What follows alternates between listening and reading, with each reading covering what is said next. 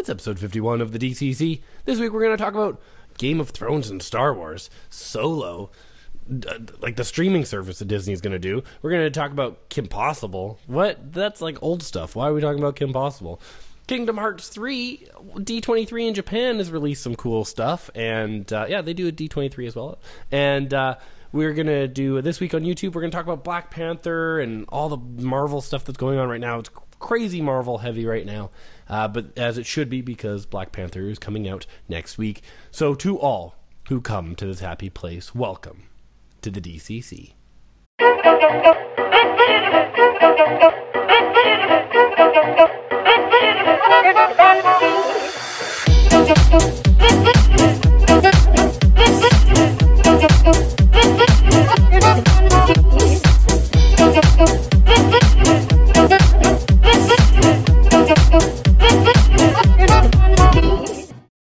Good intro. Oh, thanks. Yeah, well, you know, it's like you have like doilies around your neck, and I've got forks on my neck. Yeah, and I'm wearing a jacket, so we got to be a little more professional, you know. I know we look very professional. We both did like the Star Wars like dressy kind of look today. Yeah. So I even got the Rogue One mug. That's funny, you know. We both did Star Wars. That's we're vibing. We're vibing. Did you get a chance to watch the Saturday Morning Live? The Saturday Morning Live? Yeah, Saturday Morning Live. Oh no, I didn't. I thought which is for some reason I thought you were talking about that Network 1901 does. For some reason, my mind went straight to Natalie Portman on Saturday Night Live, which was like last weekend. No, I didn't get to watch it, but I did see some stuff on Instagram for it, so I need to go back and do that. Yeah, it was kind of neat. It was cute, them trying to figure out how they're going to rank the movies. Like, it's usually something you would probably think about before you... I mean, but it's Josh. Yeah, exactly. It's awesome. Angie was hosting, which I think it just kind of gave a little bit of a better dynamic to the show. So yeah, if you listen to the podcast and stuff like that, you should be checking out every Saturday morning at 9 a.m. Pacific Standard Time. It's like waking up to morning cartoons, but two adults sitting in front of a bunch of toys. It's true. It's very true. Thank you to all our new listeners and all our new viewers on YouTube and stuff like that. DCC's every Monday, so please check us out on YouTube. The show's a little bit different. We get to put up images and stuff. Basically, is how you can see our glamorous outfits. You can see us. You can interact with us visually.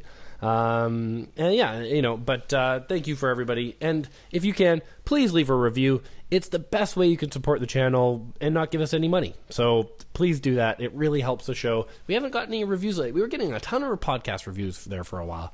And it's trickled down, so if you could please give us a review, that means the world to us. And with that, and it's not even to make other people find us. It's just to boost our egos. It just makes us feel better.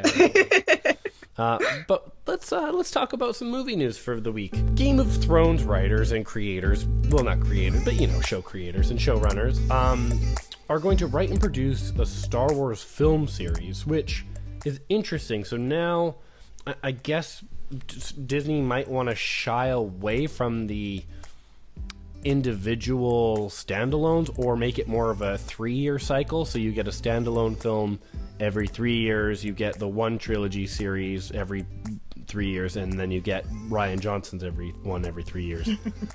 Yeah, I think that they're looking for something once this set of trilogy, this trilogy is over. And so that's why, they got Rian Johnson doing something, and now they're going to have a series of films, however many that's going to be with Game of Thrones, and then we'll have standalones kind of mixed in there. And I know that some fans have been saying that it seems like Disney's milking it, or like it's too much, but I mean, is this really news to anybody? We knew we were going to be getting Star Wars till the day we died, so I don't really know why everybody's complaining. Yeah.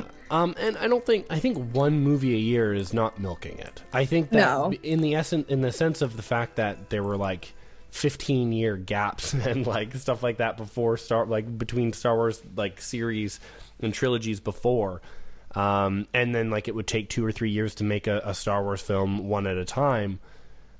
Then yeah, sure, it might seem like it's milking it, but I think one a year is fair enough.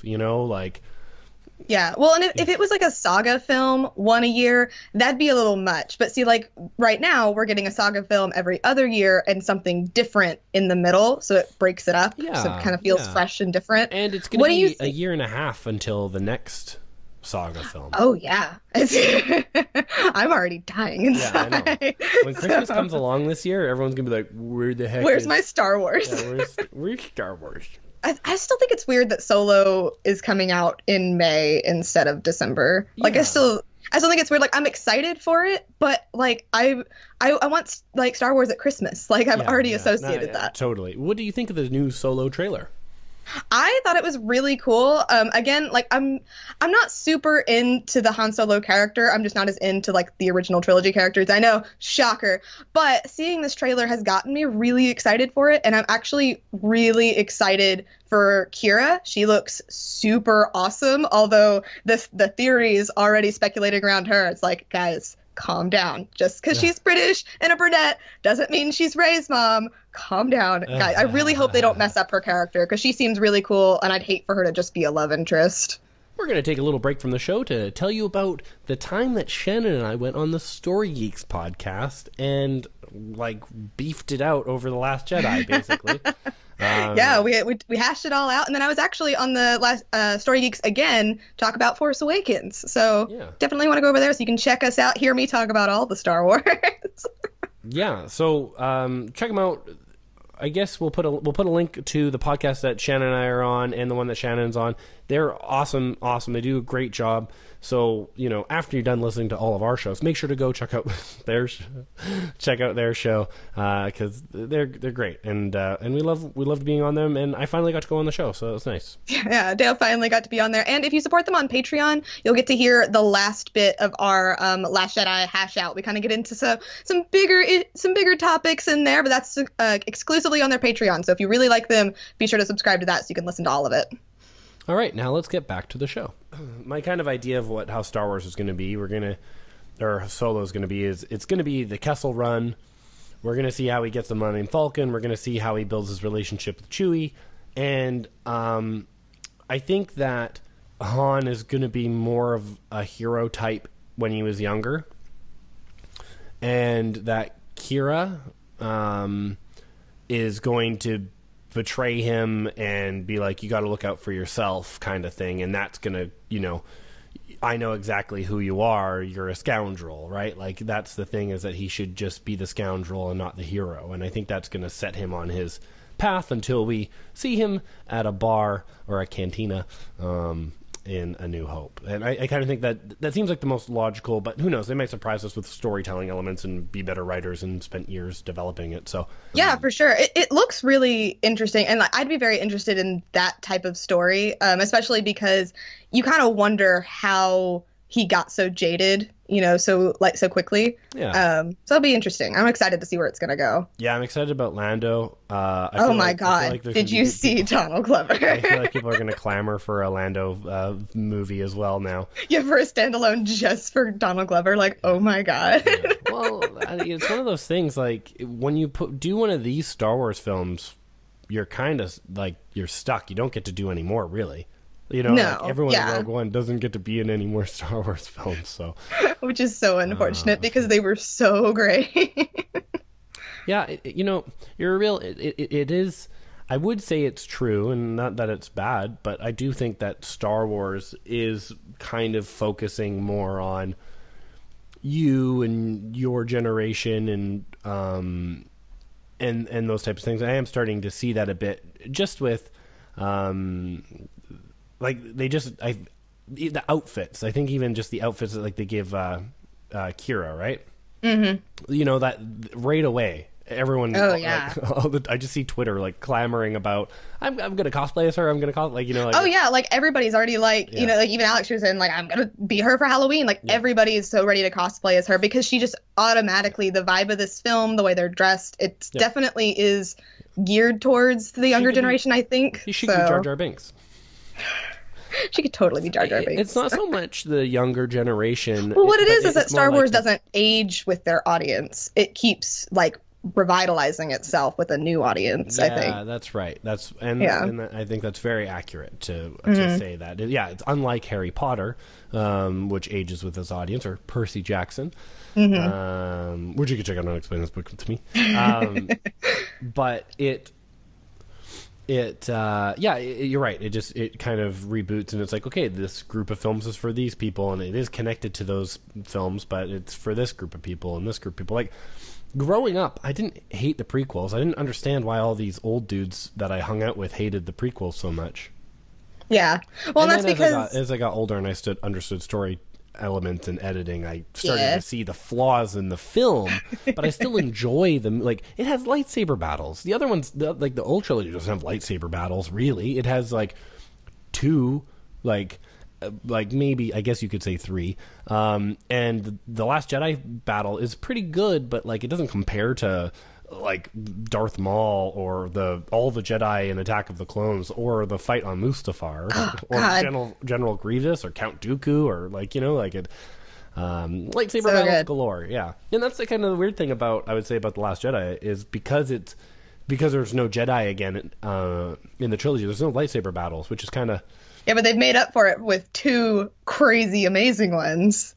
No, like The Force Awakens is not a great lightsaber battle. It's a cool fight, and it's like it's more of a desperation. Amazing. Well, I love both of those because the visuals are amazing, and I honestly think that throne room scene is like my favorite fight scene ever. Yes, the throne room scene but even then they're not fighting lightsabers, right? So it's kind of like they're fighting with lightsabers. Yeah, they're fighting with lightsabers, and they're fighting vibro blades weapons. So, which is probably canonical, but it's from the Knights of the Old Republic is kind of more where it comes from. But so I don't know. I really think it looks cool. I like the solo. I like the vibe. And again, a solo movie doesn't ruin anything for you. Like if you like the original trilogy, having a solo movie doesn't ruin anything. You can they're separate things, or you can put them together. It depends on how much you like it. Well, that's what's kind of interesting about Star Wars, like we were saying, that it doesn't really age with you, but your trilogy can always still be your trilogy, and you can add as much or as little to it as you want to, depending on how much you want to explore with it. Sure, and I think it's weird, like it's strange, like when I see the comments on YouTube and stuff like that, people, because you're like overtly like, and you don't probably need to go around saying it as much as you do, that you're not really a fan of the original trilogy. Really, it's not that I'm not a fan of the original trilogy. It's just in comparison. Yeah, it just kind of like makes my eye tweak even as well. I know. I'm done apologizing. But people like somehow seem to think that discredits your opinions on the new movies or Star Wars in general and stuff. So it's one of those things where you're just like, come on. Well, I mean, I grew up on Twilight, so how much could I really know? Disney announced their kind of initial slate for the streaming service that they're going to do, which we still don't have a price point. I'm going to predict $4.99. That's my prediction. So Marvel's going to stay on Netflix. R-rated stuff is going to be on Hulu. And they're basically just all the things that you would think of Disney are going to go on to the streaming service. Probably everything like Chitty Chitty Bang Bang and all that stuff. And I'm sure Song of the South will get skipped. Which, again, I really think that there needs to be a different approach about that with Song of the South. But I don't know if I'm the one to hold the conversation about that. So budgets for their like series and movies and stuff are going to be between $25 and $35 million for about 10 episodes. Or it could, if it's like something that they know is going to have a lot of momentum behind it, we could even see things up to $100 million for a 10 episode budget. The things that they're working on is Don Quixote, Lady and the Tramp, The Paper Magician, Stargirl, Togo. And those are actually things that we had heard about in development before. So it looks like they're repositioning some of their great development ideas for the streaming service, which I think is perfect, because there were so many things in development. Like a year ago, we were like, how are they going to do all of these? Like that doesn't make any sense. So now we know. Well, it kind of gives them some more room to like experiment with stuff, because I definitely think that, you know, like Don Quixote and like Paper Magician, like I'm super excited for those things, but I didn't know how well that was going to translate to like the general audience. So actually, the streaming service probably is a great place to put that stuff. Yeah, and then there's things that were in development that are almost finished, but they're probably going to move, like Magic Camp and Noelle. 3 Men and a Baby, Sword in the Stone. That live action. It seems like that live action might go to a series. I'm gonna guess, and maybe not a movie, because that'd be cool. The story of Sword in the Stone and Merlin is kind of episodic. I never find it's perfectly summed up in a movie well enough. Like you don't get. That's why BBC's Merlin is so great. I love it. Just I love it. I've watched it all. I really like a lot of it. I think that, like, the fact that the fact that Arthur never catches on about Merlin is like ridiculous. But it's the running gag. But also, it's just Smallville. But he's Merlin, to the point that he only ever wears red or blue, and I always think that's so weird. That I'm like, because in Smallville, unless they wanted him to be evil, he only ever wore red and blue. And I think that's just a really funny little thing there. So that's pretty kind of cool. There's some rumors too, of like High School Musical as a series and a Monsters Inc. Series, and there's going to be definitely a Marvel branded shows and Star Wars shows as well, and those will premiere on Disney, even though the Marvel movies and stuff are going to be on Netflix, which again I think is important. I think it's important to keep Star Wars as well on the other services, and I do think it's important to keep maybe like the current box office movies and stuff on Netflix and things available as well. Yeah. Because again, the only people then you're going to have discover Disney stuff are the people who subscribe to a Disney streaming service. Mm-hmm. Yeah, they don't really need to. I feel like they need to keep that stuff on Netflix and stuff, because you're right. Like, unless you're really into Disney, you're not going to discover that. You got to let people get into it outside of it and then subscribe to everything else, because otherwise you're just going to be giving Disney content to only people that are already Disney fans. Shannon, how excited are you for the idea of a live-action Kim Possible? Which, how does it not go in the Disney streaming service with that? But like, you are a big Kim Possible fan.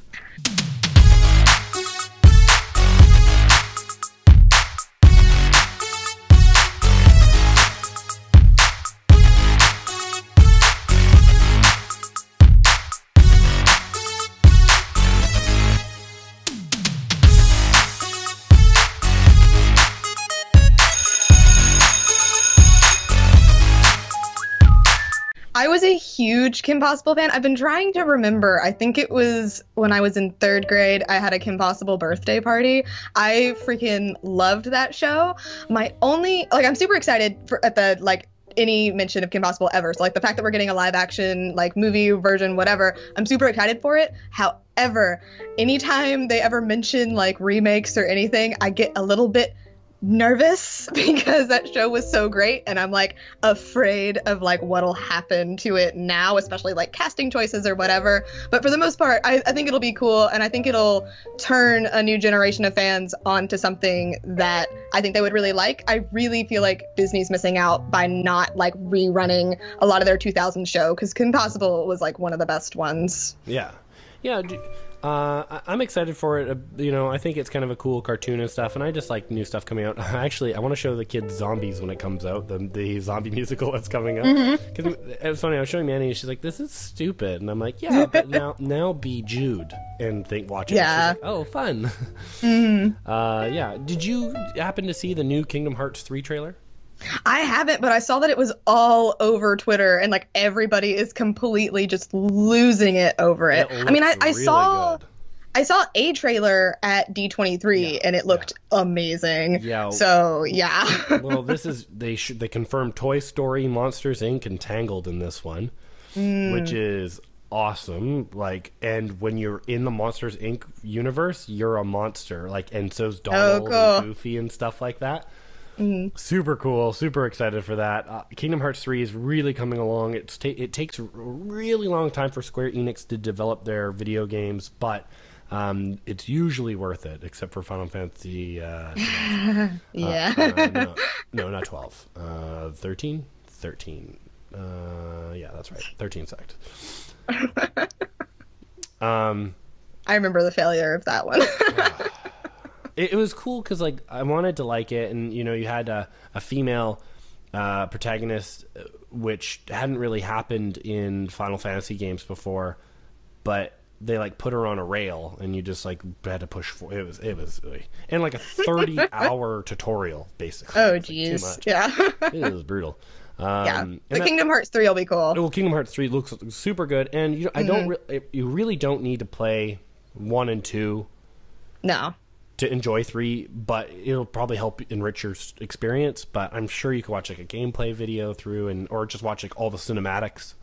Like, yeah, well, because, like, I've played, like, little ones, like, on my DS, like, here and there. So, like, I've never gotten, like, the full story, but, like, even I can figure out, like, what it's about and what's going on. Just watch all the cinematics. It's like, I'm going to do that with Ni no Kuni, because I don't have the time to play Ni no Kuni 1 all the way through, but I really want to play 2, so I'm going to just watch all the cinematics from Ni no Kuni 1. There you go. Which is just like watching a Studio Ghibli film anyways, so. Yeah. So I'm so excited about Kingdom Hearts 3.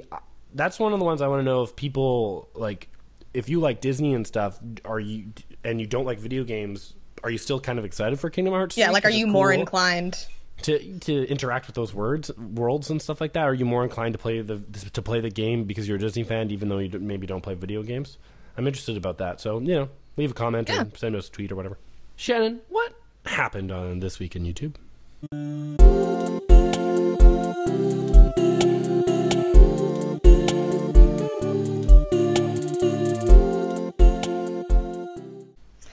Okay, so I found this new channel. It's called Make Stuff, and he only has 3 videos, but so, like, he's already got... New?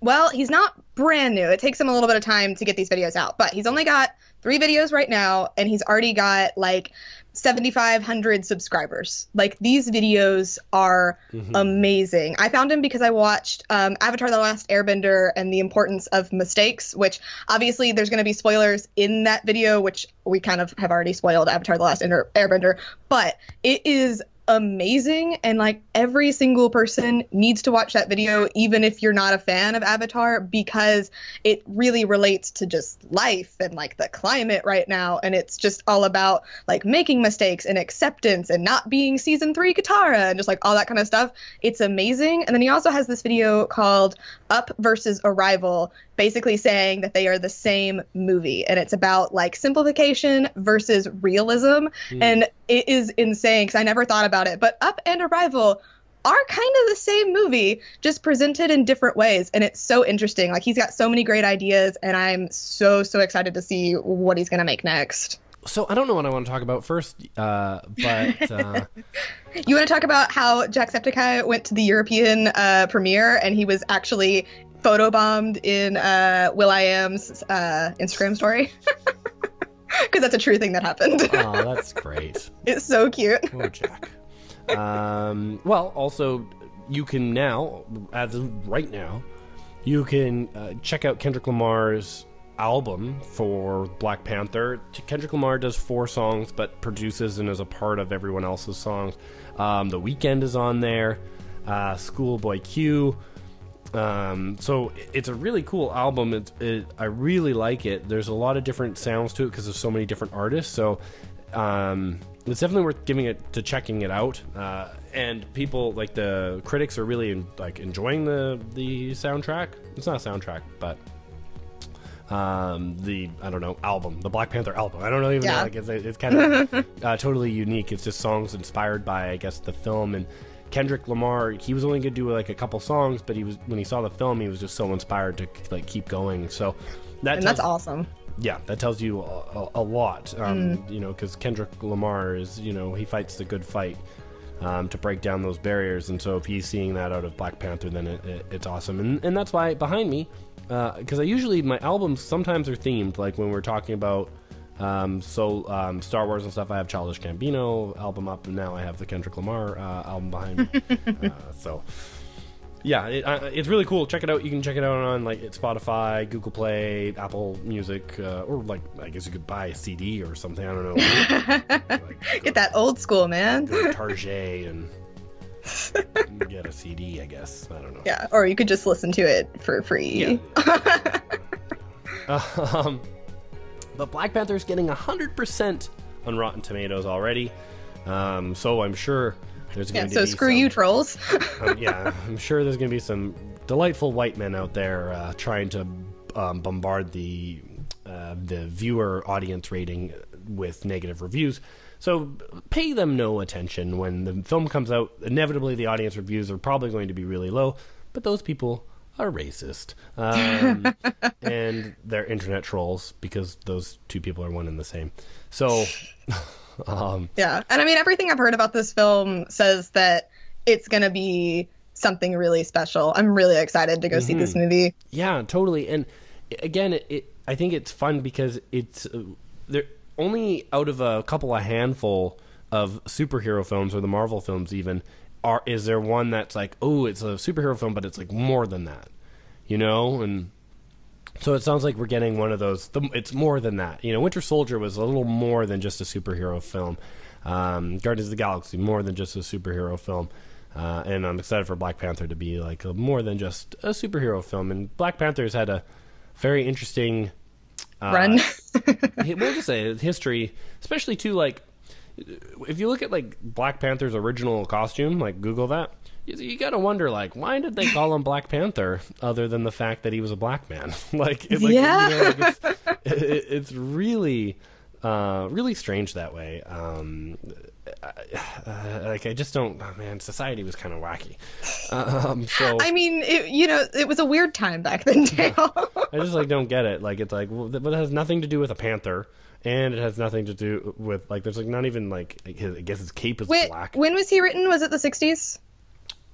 He debuted in 1966. It was probably because of the Black Panthers. No, actually, Black Panther predates the founding of the Black Panther Party. Like, it kind of interesting.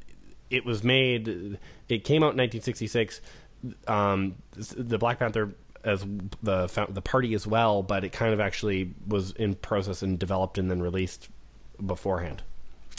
Yeah, that's crazy. Yeah. So because if it was that, then that's kind of cool. But it wasn't that, which is even that's kind of weird. It's even worse. That's what I always assumed, because I'm just like, yeah, I'm sure it seemed weird, but I mean, that's what it was, right? And I'm like, oh, now I don't know what to think about that. Yeah, it was, well, it just like, it's like, Black Lightning. Like, why?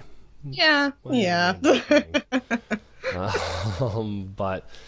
at least we try not to do that anymore, so we move on from that. But that's the thing. Like, that's a huge kind of hill that Black Panther has had to climb, and the way they've introduced him and the characters in the world in Wakanda, and I'm just so excited for like the choreography for the fight scenes looks awesome. Michael B. Jordan and Michonne.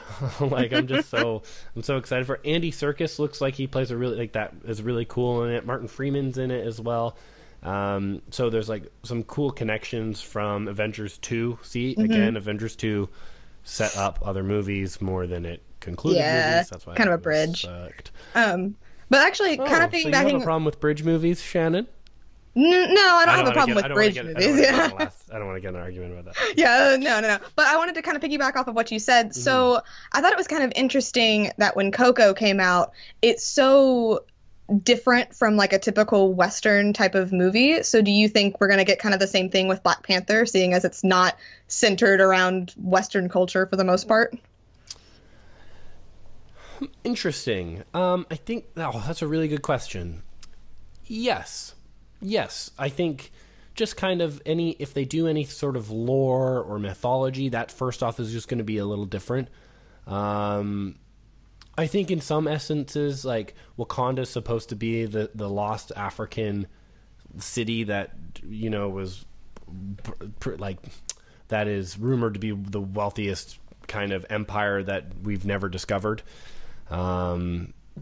you know, yeah, it's one of those things. It has that potential for sure. It has that potential. But that being said, do you think they'll go for it though? No, well, a lot of the actors and people involved are American still. Mm-hmm. So, you know, it's not, and they, you know, they grow up in America, so it's a little bit different. Yeah.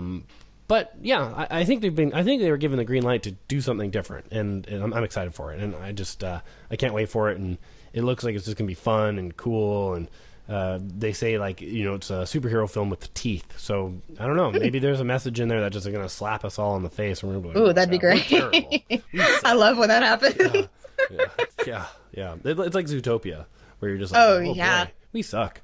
And then I was like so not prepared when like we got to the scene in the ice cream shop. I was like, oh my god, Disney went there. It's like savage. So good. Yeah, it's a good one. So, and then another cool thing too is this is around the same time that the MCU is celebrating its 10th anniversary. Oh my gosh. Can you believe it? Really? Oh, it's man. Weird to think that you were 11. Yeah. I remember when Iron Man came out, like, because we were so excited for it. I guess I would have been in middle school. Dang, oh my god. Yeah. It was a long time ago. Yeah, it's crazy. And so the photo is so cool. I'm going to put it up so you can see it. And if you're on the podcast, you know, Google it. Well, I'll have the links. And then the links. But, man, there's so many actors, like many famous actors, like high profile actors. A lot of them actually kind of became more high profile because of their roles in these films. But you know, like a lot of people kind of forget sometimes that Robert Downey Jr. has a real up and down career. And you know, people found him sleeping in their house one time. So, you know, so they had a bit of an up and down career. And Iron Man just like skyrocketed him, and he became Sherlock Holmes and all that stuff. So, it's so cool. Like I don't think MCU Phase 4 is ever going to be able to match what we've gone through this last 10 years. I don't think DC, obviously DC is just never going to be able to quite get it together in the same way. Rumors that Joaquin Phoenix is going to be the Joker in the backstory Origins film, which I think is just going to confuse it's going to confuse people because they already rebooted the Joker. Yeah. Did it. I kind of get why they want to get rid of... Yeah, I do too. Him. I feel like they need to focus on something else. That's their problem. They keep trying to focus on the same things. They need to do something different. DC has great villains, and so I'm fine if they kind of... I know they just did a Justice League movie. I kind of feel like they need a full reboot. Like they need to restart over again. They need to do it all over again. The only thing that they've done right is Wonder Woman. Yeah, and release single films about a lot of their villains and focus on the villains and do villain origin stories and superhero origin stories at the same time, and then you bring them together, right? Yeah. You know, yeah. Like how cool would it be to have a Joker origin story and then you have Batman where Joker's the bad guy, and it brings so much more context to his, you know, like they have the ability to do that. DC has better villains and better C-list and B-list heroes that they could be taking. Like Booster Gold is so perfect, and I don't understand why they won't take a chance on Booster Gold when that is where they're going to make their money. That's where they're going to win audiences over. Batman and Superman are so tired out. They're just redoing their top 3 characters, and it took them forever to do Wonder Woman, and then they did it well. But great, you know, so great. You got Wonder Woman. But that's all we got, and then they kind of took a couple steps back. Yeah, it's like Wonder Woman is clearly the best, and then Man of Steel, and then it's like this other stuff. And it's just, I don't know. It's really weird. Because wouldn't it be amazing if you got like a Batman origin story in the midst of like a Joker origin story? Like, wouldn't that be so much cooler if you see the hero born out of like this villain backstory instead? Yeah, one of the versions of the story is that the Joker is the one who killed Batman's parents, and he never knows it. so it'd be interesting to have that, like, the origin story lead up to all this thing, and one of the things he does is to get money, because there's this, like, there's the Red Hood story and the Joker's origin and stuff like that, about, like, he was, like, this down and out person, or even in the Batman animated series where he's a comedian that can't make it. You know, and then he has to, like, steal to, like, try to provide for his family, and it'd be crazy if that he was the one who tried to steal from the Waynes and then kills them, right? So yeah, well, and that's something that we don't really see a lot of. Like, I recently reread Heartless by Marissa Meyer, which is like an origin story of the Red Queen of Hearts, which that book, she does such an amazing job, because you know how it ends. You know where we pick up in Alice in Wonderland, but you fall in love with that character, and you feel for her so much, so that when you like hear the scream and you see the tables turn, you feel all of it, and we don't get enough of that in movies. Yeah, definitely. And also, Batman, the Tim Burton's 1989 Batman. The Joker was the one who killed Bruce Wayne's parents in that one. So you know, like, so it's there, so they could do it. It just, you're right, and that's the great thing that I love about anime is they always will enrich the villain. So you always, the villain isn't, you know, there's always sometimes inevitably there's this one, like, completely malevolent. Yeah. Oh, now I can't even say it. Now we both can't say it. Malevolent. There is one ultimate big bad always at the end of the day. Malevolent. What? Malevolent. I don't think that's right. Yeah, it is. Malevolent. We were adding an N. I don't know why we're doing that. This we're so stupid. We don't know how to talk. We just do podcasts. Anyways, so they always have that one, but, like, there's always, you know, they started off as a child, and, like, there was these series of events that put them on the path, and, like, they believe their path is just usually, and you should believe their path is just to a point as well, except for they want you know, and I talk about that with Lex Luthor. Lex Luthor is trying to save humanity. He believes that humanity doesn't need a Superman. That Superman actually makes it so humans don't do anything for themselves, that they're waiting to be rescued. So, for example, you know, Lex Luthor should be he should be like, you know, no one's doing anything. We're waiting for someone to come save us. No one's going to come save us about climate change. You know what I mean? Like, we got to do, like, you could be on his side, but then he's like, to solve climate change, we're going to get rid of India and China. Like, you know what I mean? Yeah. Like that's because he goes crazy. He's a psychopath.